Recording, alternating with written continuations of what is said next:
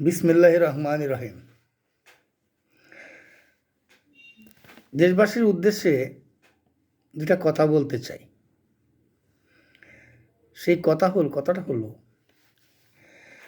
কিছুদিন আগে জামাত ইসলামের আমির ডক্টর শফিউর রহমান সাহেব উনি যখন অসুস্থ অবস্থায় ইউনাইটেড হসপিটালে চিকিৎসাধীন ছিলেন, তখন বিশ্বের অনেক রাষ্ট্রের রাষ্ট্রদূতেরা বা এম্বাসির লোকজন ওনাকে দেখতে গিয়েছিলেন। এক পর্যায়ে ভারতের দূতাবাস থেকেও একটা দল ওনাকে দেখতে যান। ভারতের সেই দলটা ওনার সাথে সাক্ষাৎ করার পর ওনাকে অনুরোধ করেছিলেন যে তাদের সেই সাক্ষাৎটা যেন কোনো মিডিয়ায় প্রকাশ করা না হয় এবং আমিরে জামাত যেন সেই জিনিসটা গোপন রাখেন। কিন্তু তিনি ভাবলেন অন্যটা, যে ভারতের সেটা হতে পারে একটা মারাত্মক প্রতারণা। উনি অত্যন্ত দূরদর্শী এবং প্রজ্ঞাবান ব্যক্তি, আর ভারতের সেই যে একটা ইচ্ছা যে কোনো সময় এই সাক্ষাৎটাকে তারা রাজনৈতিক হাতিয়ার হিসেবে ব্যবহার করবে ওনাকে ঘায়েল করার জন্য, সেটা তিনি হয়তো অনুভব করতে পেরেছিলেন বলেই আল জাজিরা চ্যানেলকে সাক্ষাৎকারে সেই ওনাকে দেখতে যাওয়ার বিষয়টি সামনে নিয়ে এলেন। এমন সেটা নিয়ে বাংলাদেশের এই সামাজিক যোগাযোগ মাধ্যমগুলোতে প্রতিপক্ষ এমনভাবে তুলে ধরলেন যে ভারতের সাথে আমিরে জামাতের গোপন বৈঠক, আর এ নিয়ে যত প্রকারের মন্তব্য কাম্য নয় তাই করা হয়েছে। এমনকি এটা শুনতে অনেক সময় খুবই খারাপ লাগতো যে জামাত ভারত বিদ্বেষী বা ভারতের সাথে বিদ্বেষী নয়, ভারতের সাথে একটা সমতার ভিত্তিতে মর্যাদার ভিত্তিতে আর কূটনৈতিক সম্পর্ক স্থাপন ইচ্ছুক, এমনকি সেখানে তাদের প্রভুত্ব স্বীকার মানতে নারাজ, সেই জামাত গোপন বৈঠক কেন করবে ভারতের সাথে? বিষয়টা হয়তো বাংলাদেশের অনেক প্রতিক্রিয়াশীল মহলের দৃষ্টিগোচর হয়েছে এবং তাদের সেটা নিয়ে চিন্তাভাবনা করেছেন অবশ্যই। এখন আমার প্রশ্ন হইল, সংসদ ভবনের অফিসে এসে ভারতের পররাষ্ট্রমন্ত্রী জয়শঙ্কর তারেক রহমানের সাথে 40 মিনিট রুদ্ধদ্বার বৈঠক করেছিলেন এবং সেই বৈঠকের পূর্ব কোনো ঘোষণা অনুযায়ী কোনো এজেন্ডা ছিল না এবং প্রচার প্রসারতা ছিল না যে এই ধরনের একটা বৈঠক হবে। আর এই বৈঠকটা এমন সময় 40 মিনিট রুদ্ধদ্বার বৈঠক হিসাবে অনুষ্ঠিত হওয়ার পরেও এটা নিয়ে কোনো মিডিয়াতে কোনো সুরগুলো আমরা শুনতে পাই নাই, একটি আলোচনাও শুনতে পাই নাই, কোনো কিছুই শুনতে পাই নাই।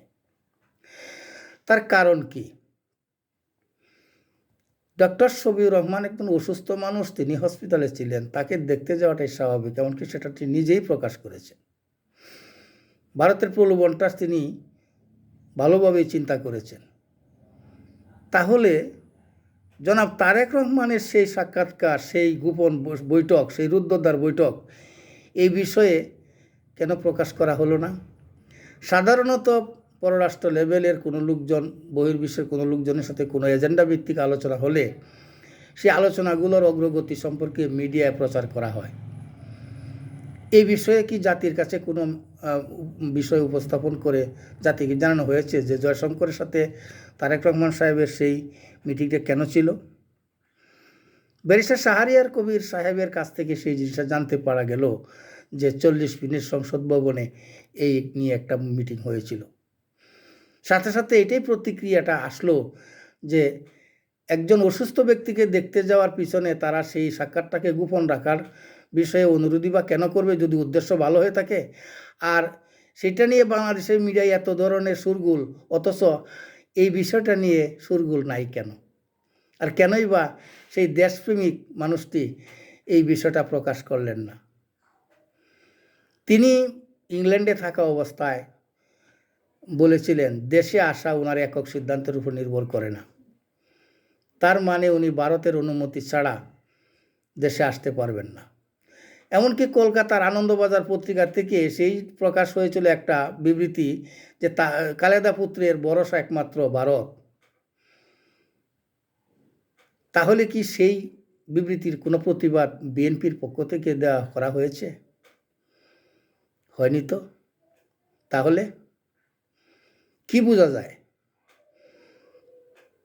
লর্ড ক্লাইভের হাত ধরে যেভাবে মীর জাফর বাংলা সিংহাসনে অধিষ্ঠিত হয়েছিলেন, সেই ইতিহাসের পুনরাবৃত্তি কি বাংলাদেশে অন্য কেউ করতে চান, যে ইন্ডিয়ার হাত ধরে বাংলার সিংহাসন আরোহণ করতে? এটা কি সম্ভব?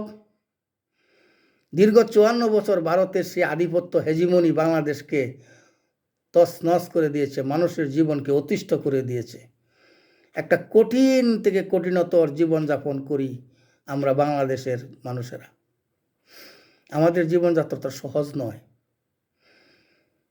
কিন্তু সেই যারা ভারতের আশ্রয় থেকে রাজনীতি করলেন, তারা কি টিকতে পারছেন বাংলাদেশে? সেই ফেসিবাদ সরকার, যাদেরকে বাংলাদেশের মানুষজন উচ্ছেদ করেছে, বিতাড়িত করেছে।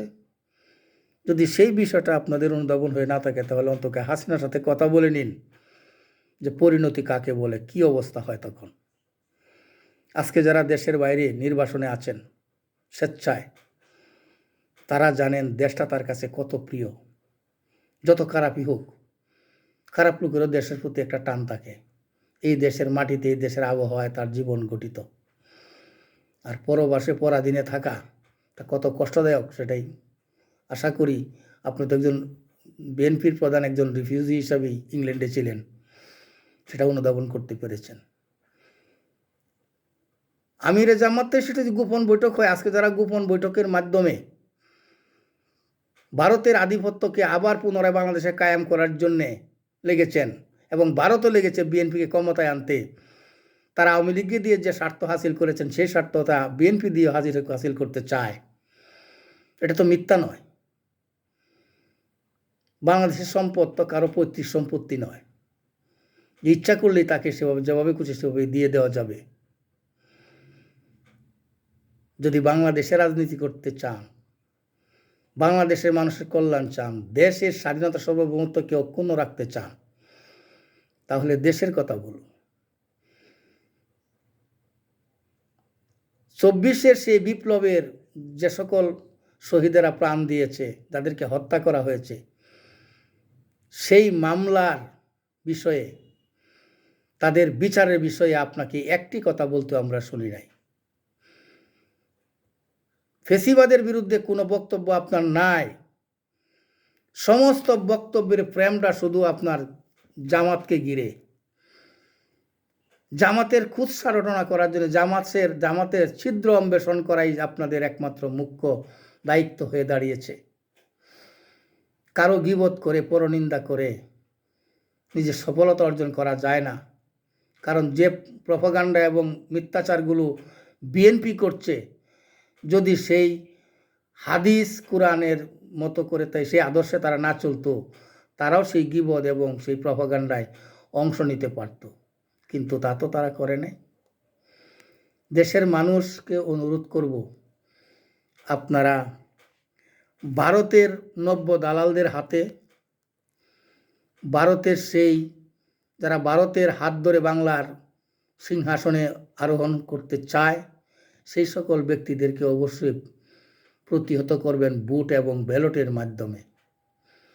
দেশের মানুষ অত্যন্ত সুসংগঠিত, অত্যন্ত সুচিন্তিতভাবেই তারা তাদের সেই আমানত ভোটাধিকার প্রয়োগ করবে। দেশের মানুষ তার দেশের স্বাধীনতা সার্বভৌমত্বকে কোনো দালালদের হাতে দিয়ে পুনরায় সেই গোলামির জিঞ্জির নিজেদের পায়ে বেড়ি হিসাবে নেবে না। আশা করি দেশের মানুষ এই নিয়ে তার সুচিন্তিত মতামত প্রকাশ করবে ব্যালটের মাধ্যমে, এই প্রত্যাশা রেখে এখানেই শেষ করছি। বাংলাদেশ জিন্দাবাদ, বাংলাদেশ জামাত ইসলামী জিন্দাবাদ, ইনকিলাব জিন্দাবাদ।